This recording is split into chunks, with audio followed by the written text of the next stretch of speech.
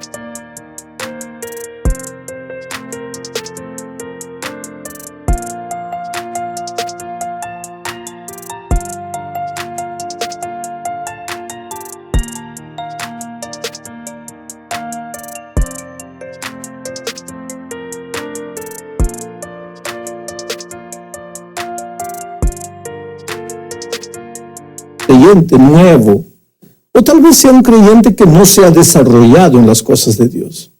Quizás no ha recibido una enseñanza correcta.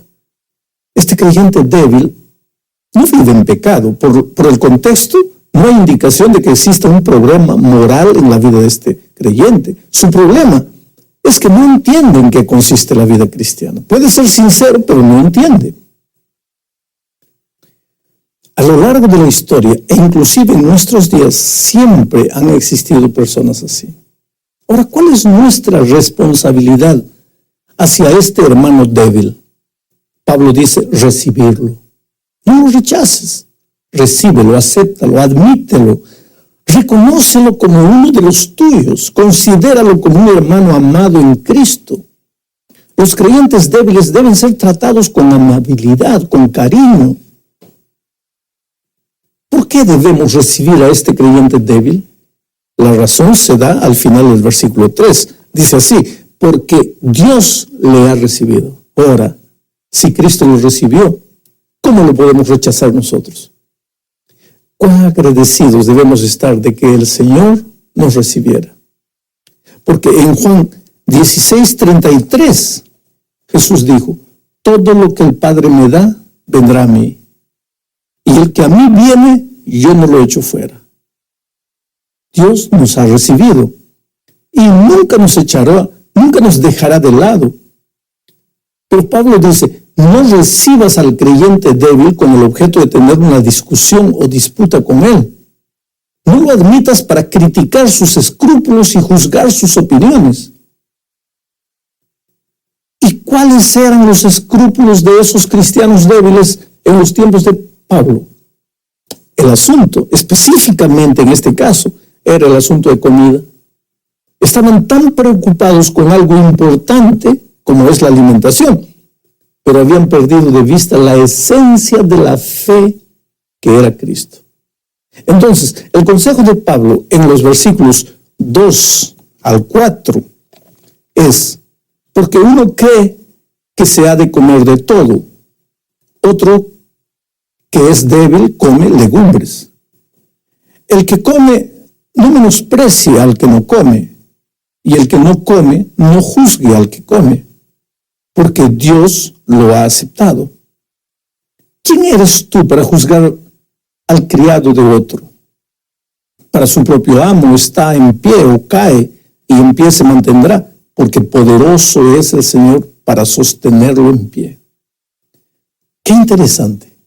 El débil, aquí en este caso, es el que come legumbres. ¿Por qué? Porque cuida de su salud con un régimen alimenticio saludable. No, eso no está equivocado. Entonces, ¿por qué es débil? Es que él deposita su confianza de salvación en su alimentación. ¿Entiendes? Él no ha entendido la esencia de la fe. Por eso es considerado débil, a pesar de que está en el camino correcto de cuidar su cuerpo. Estos versículos son claros, casi no necesitan comentario. Aquí Dios nos dice que puedes comer de cualquier cosa, de todo, sin importarte con tu salud. No, el trimestre pasado hemos hablado de eso. Lo que Pablo afirma es que no debes juzgar a tu hermano por causa de estos detalles. ¿Quién es más débil? ¿El que come o el que juzga? O tal vez la mejor pregunta sería, ¿es la comida la esencia del cristianismo? El principio de los siguientes versículos, donde se menciona el guardar días, es el mismo. Claro que aquí no se menciona el sábado de la santa ley de Dios, que como ya vimos, el sábado es eterno. El propio Pablo no podría contradecirse. Aquí se está hablando de los días ceremoniales del pueblo de Israel. Esas ceremonias habían llegado al fin con la muerte de Jesús. Pero infelizmente, los judíos que se habían convertido al cristianismo en Roma no habían entendido eso y querían que los nuevos conversos continuasen con el ceremonial judaico. Bueno, entramos ahora a la segunda parte de la lección. Esta segunda parte enfatiza el peligro de juzgar y por qué debemos evitar hacerlo. Mira, el verso 10 enseña lo siguiente. Pero tú, ¿por qué juzgas a tu hermano? O también tú, ¿por qué menosprecias a tu hermano? Porque todos compareceremos ante el tribunal de Dios. La expresión todos es interesante. El versículo 14 concluye diciendo lo siguiente: de manera que cada uno de nosotros dará a Dios cuenta de sí. Todos y cada uno. Nadie va a escapar.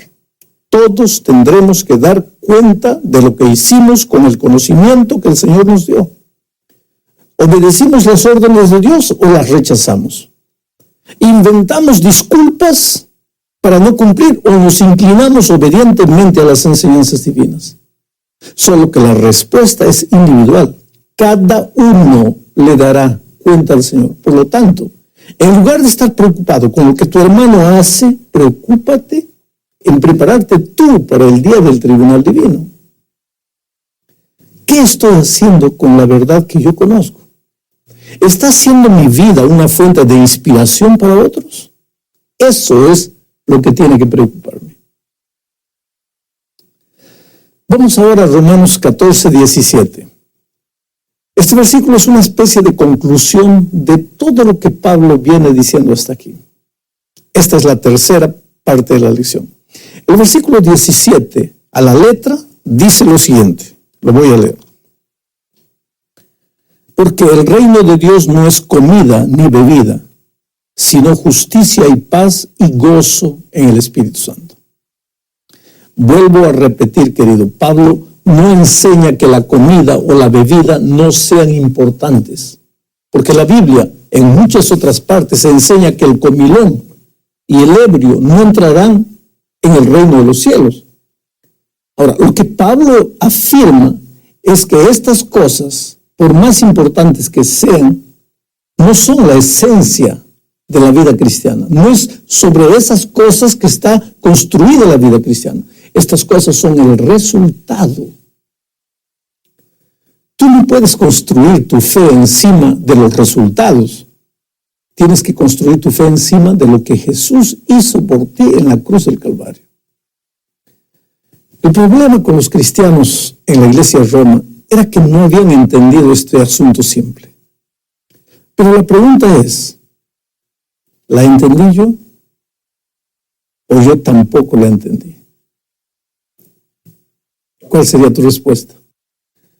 La lección de esta semana y do trimestre concluye enfatizando la responsabilidad del cristiano de no interferir en la vida de los cristianos que todavía no han llegado a la madurez de la fe.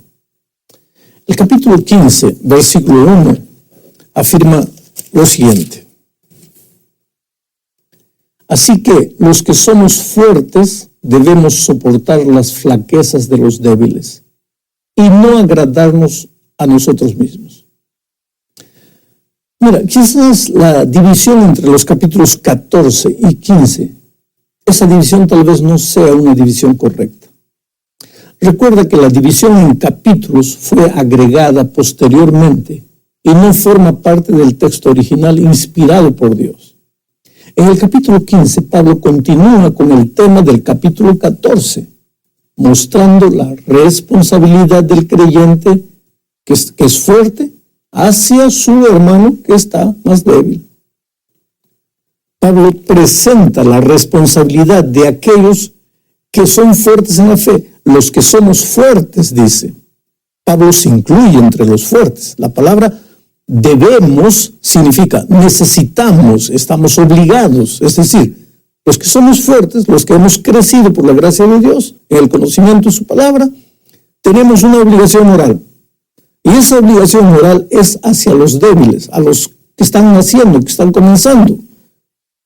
Nuestra responsabilidad es que tenemos que amarlos, soportar sus flaquezas. El término flaquezas significa debilidades, literalmente significa falta de fortaleza. El verbo soportar en griego significa cargar, sostener como una carga, llevar una carga, respaldar con paciencia, sostener. Considera el ejemplo del Señor Jesús con sus discípulos. Ellos eran débiles en muchas maneras, pero Jesús soportó sus flaquezas. Era paciente con ellos y poco a poco los llevó a la madurez. Esa es la responsabilidad que tenemos con los hermanos más débiles. Entonces, en vez de estar discutiendo con ellos sobre asuntos que no son el fundamento de la fe cristiana, utilicemos el tiempo y ayudémosles a crecer en Cristo. Los resultados, claro, aparecerán de manera natural como un fruto maduro de su crecimiento en Cristo.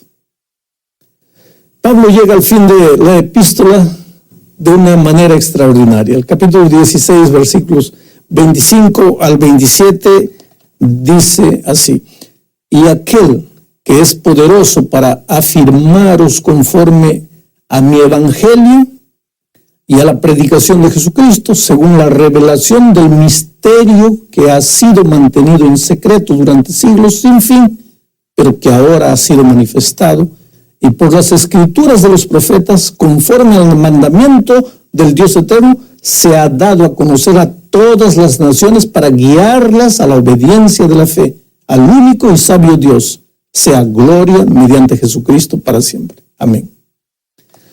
Aquel que es poderoso para afirmaros significa hacerte firme, hacerte constante, guardarte de caer. Dios tiene todo el poder, toda la capacidad para establecer a los creyentes en la verdad de que nuestra fe está asentada en los hechos de Dios.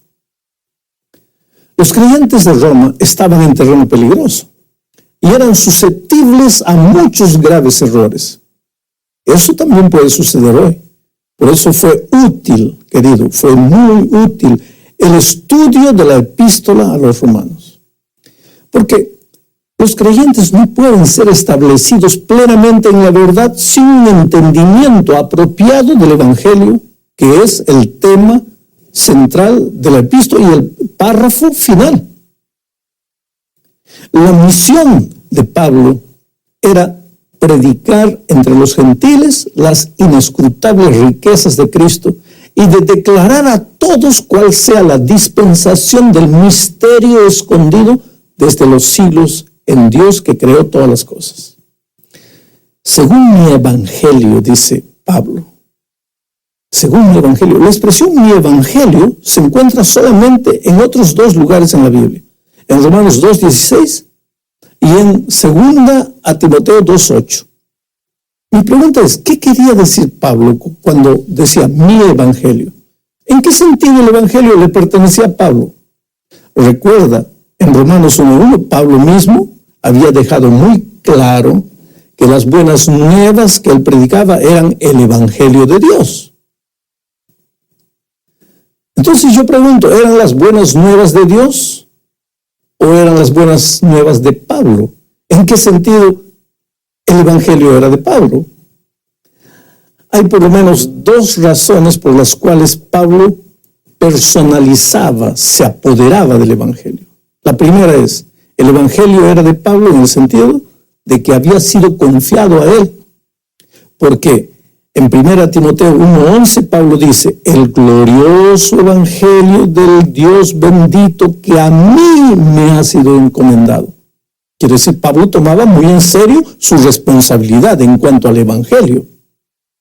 Pero en segundo lugar, era el evangelio de Pablo en el sentido de que había sido revelado directamente a él. Gálatas 1:11 y 12 afirma, el evangelio anunciado por mí no es según hombre, pues yo no lo recibí ni lo aprendí de hombre alguno, sino por revelación de Jesucristo. Pero Pablo habla de un misterio también, un misterio que será revelado en nuestros días. Ahora, ¿de qué Pablo está hablando? Él mismo responde, se ha dado a conocer a todas las naciones para guiarlas a la obediencia de la fe, al único y sabio Dios. Aquí hay algo que me trae mucho ánimo. Siempre me preocupo, ¿cómo será predicado el evangelio a todo el mundo? Y ahora entiendo, no será por nuestras fuerzas, sino por su espíritu. Yo sé, pero ¿cómo? Y ahora viene Pablo y me dice, se ha dado a conocer a todas las naciones para guiar.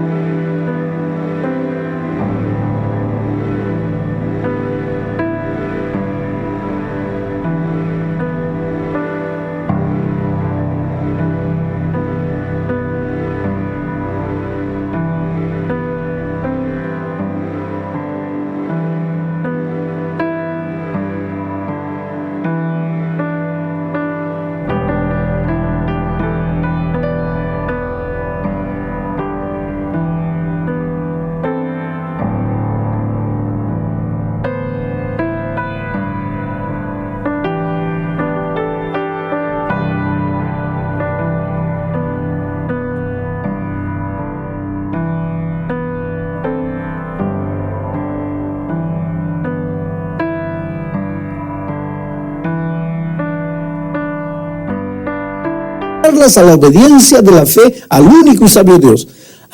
Mi querido, el evangelio, que para muchos es un misterio, en nuestros días de manera milagrosa será predicado a todo el mundo, a todas las naciones. Todas las naciones serán guiadas a él. Ahora, el otro día